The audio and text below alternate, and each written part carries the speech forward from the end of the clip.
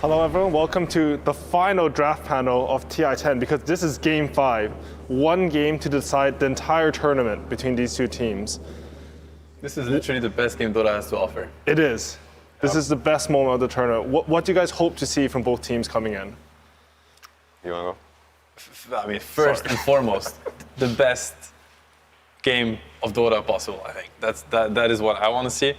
I want to see both teams getting their comfort zone. I want to see both teams getting solid drafts and being able to fight full force and show the world and show themselves and us, like everybody, what they have to offer. That's what I want to see. I mean, this is one of life's true magical miracle moments. This is people working their lives, years and hours and so much. They did ban Tiny. Sorry. They did not ban Tiny. Yeah, oh wow. They actually decide, okay, but Mag is also in. So this is something that we know that LGD, they chose first pick. Yeah. And most likely they were trying to force this Mag for nothing trade, or they believe that these guys were not going to counter the Mag correctly. But now Team Spirit is changing it up one more time, which is really going to be awesome. But yeah, back to what I was going to say, because this is back against the wall for both teams. This is like the most pressure these people have probably ever been under in their whole lives, or for Ahmed, like he's been so close twice now. I hope to see both teams just fully let go of everything that holds them back, become a team, become the best humans you can, become like the best teammates that you can become, and play the best you can. This is your day. This is your moment. This is for you to show the world what you can do in DOTA. And it's amazing to witness. And I think we're going to get it because this opener from both teams, it shows us a lot of confidence. So I feel like the teams, they found their momentum again, they found their form, and they found their confidence. And that's what matters at this point. And there's a lot to say, actually, about what's going on. So LGD had the choice. And they ended up, so second pick has won, like game 1, 2, and 3, they were about second pick.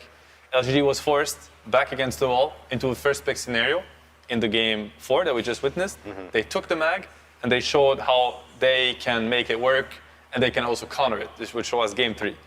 Team Spirit in game 4, they showed that, in my opinion, they showed LGD they did not have the best understanding, and they're going for it, here.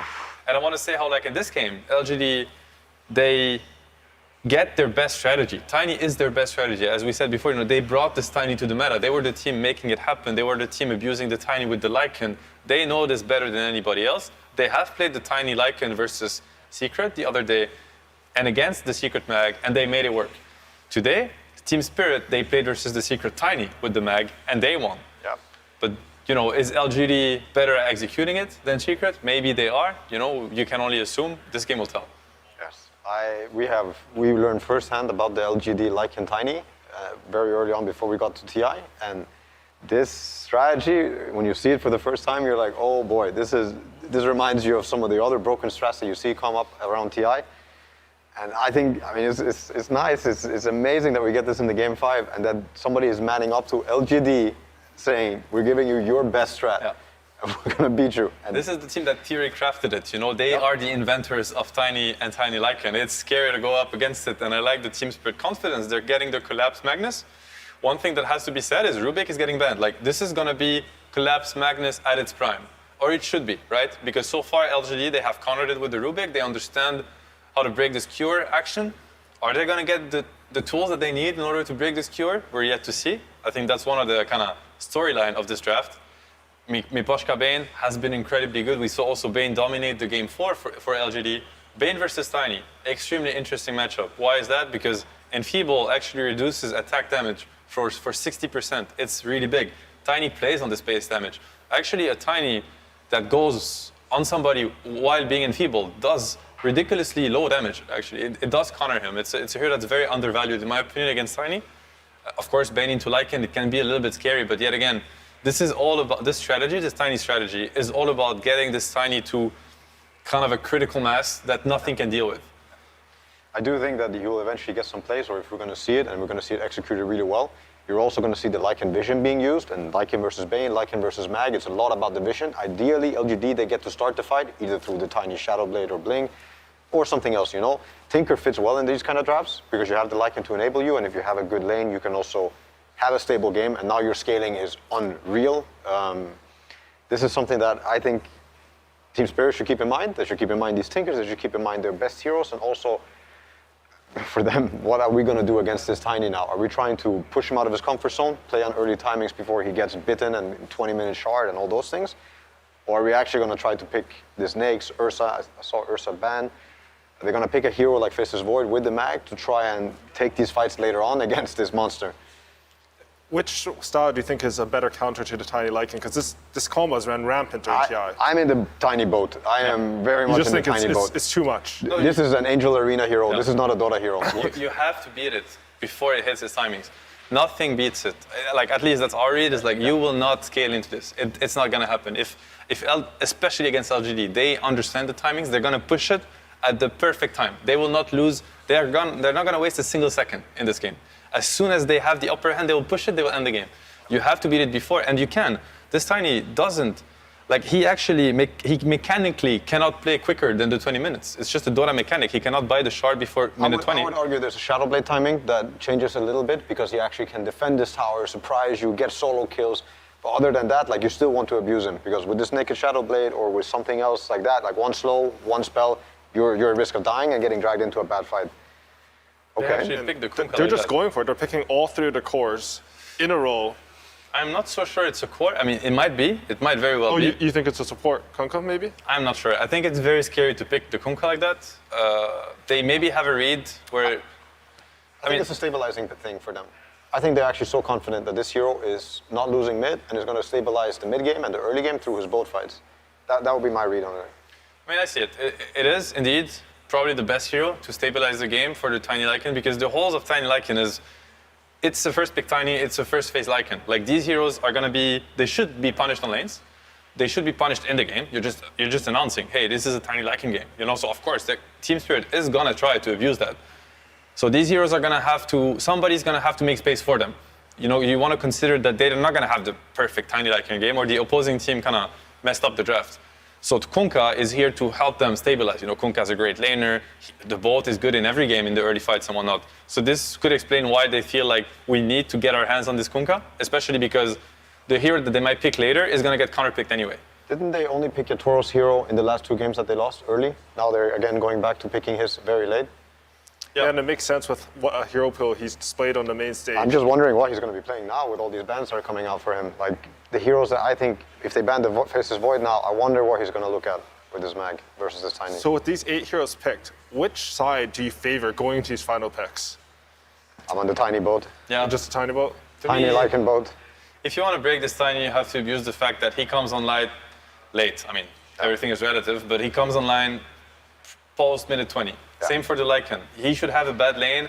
He's buying Ags, so all the gold that he, builds towards these Ags is useless. Lycan with 3k gold or just with the blade and the staff of with it, like, it does nothing. When the Axe comes and the shard comes, this is when the power spike is crazy. But before that, these are 2 heroes that are actually really bad at fighting. They're really bad at, at stunning, at catching. They don't do much. So, and I think you have to use that opening. But so far, I think the Spirit heroes, I don't know if they truly do that. And if you think about it from that perspective, I feel like Kunkka and Skyrath, you're trying to run at them, hit that strong timing, but they have the potential to burst anyone. And you have some Bane save, some Winter Wyvern save, but it might not be enough for Skyrath. And I also think the Skyra was a preemptive pick for Toronto to Tokyo. If he wasn't going to play Invoker, which was not banned, then the Skyra Silence is always good against the Spirits. And I think they picked this knowing what's coming, knowing what this Dota game is already kind of shaping out to be. So I think it was also a good pick to, now you see this Ember, you see this Byron, and you actually see the Skyra value that's going to happen in these early fights. Could happen. To me, I feel like there's a hole though in LGD's draft in the sense that you pick Lycan into Mag Wyvern and you pick Tiny into Mag Wyvern, and Mag Wyvern, they have really good plays against that. And when they played against Secrets, they did play the same lineup. They played Tiny Lycan into Mag Wyvern, and they had a Puck and a Phoenix, which are heroes that excel at messing with the backline. They stop the Bane and the Wyvern and the Mag from pressing the spell how they want to. I see a hole in the sense that Kunkka and Skyrath, they don't do that. This Wyvern is going to have free fights. Same for the Mag, same for the Bane, and that worries me a lot. For LGD, I think the fights are going to be much harder. And we saw Secret today, and I think the hole in their draft was they had a Shadow Demon and the Lina with the Mag, with the Tiny and the Lycan. And these heroes don't really complement. They don't counter what counters the Tiny Lycan. Yeah. Something I want to mention actually is that they picked Meg and they banned Rubica to protect it. I think this Kunkka pick actually came because X has a similar function. Like if Magnus gets a skewer and you X and redirect him, or you X your ally, you can stop that skewer play from coming in. That's quite interesting. Yeah, you can actually X the Tiny. Yep. We also see Enchantress coming in. I think this hero, they have this slow lineup, but something you can do is you can play really aggressive early with Enchantress. There's double range supports and a Magnus. This hero can actually snowball this game. Yeah. He definitely can. I like these types of Dota drafts. I really like these drafts that are a bit lackluster too. Like I'm a big fan of Skywrath, especially back in the day. But there's a big hole, which is your AoE, your team fight, your ability to fight into them. Oh, TB, the draft, okay. But still, they're banking everything on this Christmas tree wolf that's going to happen at some point, and it breaks the whole game, And this is also the Ench. It's just here to help that happen, to make that happen. It really seems like LGD doubled down on we are going to secure the strongest 20-minute timing. Yes. And Team Spirit, I actually think that LGD is on a timer. If they cannot enforce this 20-minute timing and snowball the game, this is when the Wyvern, the TB, the Magnuses, they will scale greatly. So it's going to be down to can LGD execute their best strategy. Yeah. That's an exciting matchup for Game 5 of the finals because LGD, like you look at them throughout the tournament, they've always been hitting their timings. You look at Spirit, they've been breaking teams at what they do best. And now we have the Game 5 where they're matching up here. I want to see Jules. I want to see a way to stop the skewer. Collapse has proven you cannot play against his Magnus if you don't have ways to deal with the skewer. LGD, they don't really have that. I feel like both teams got very powerful tools. It's going to be scary. You think you're going to see the X mark? I can see it. It's harder than the Rubik one. Like I it's think a it's pass much time, harder, but much harder. I think it might happen. Even if you have to go high ground, you X the Tiny, you hit the tower. But then you have to create the situation where the Tiny is You do have to getting hit the something timing done. first. You do In have the to hit mid the game timing and first. stuff, Yeah. it's not the same. It's exciting. Both teams have great tools to take it home. Last time Miposhka played Vyron, he owned the game. Yeah. It's going to be crazy. I mean, that's what we wish for. It's like, can both teams get a solid draft? Can they get their comfort? They did. We're in for a treat. So who do you guys think the most important hero on LGD is for them to hit their timing? Like whose early game matters the most? Obviously the Kunkka, and I would also say the supports will have a huge part to play. The Lycan, the Tiny, they still have roles to play in the early game. Everybody does. And if you can help negate pressure, if you can get that random support kill, if they're doing something illegal in your jungle, or kill the wave with your hero, then sure. But if Kunkka is owning and if Skywrath is having a good game, they can make so much happen together.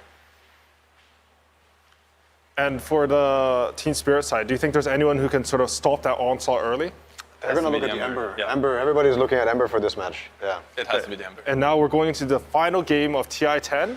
But before we go into game, we'll be coming to Sumi with Team Spirit's coach, Silent.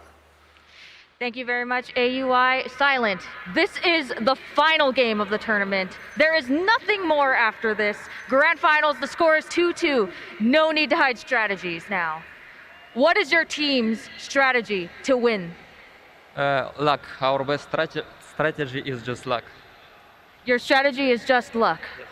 Our Do you- best strategy. Our best strategy. Their best strategy is luck, and luck is how they are going to win. Do you have any final?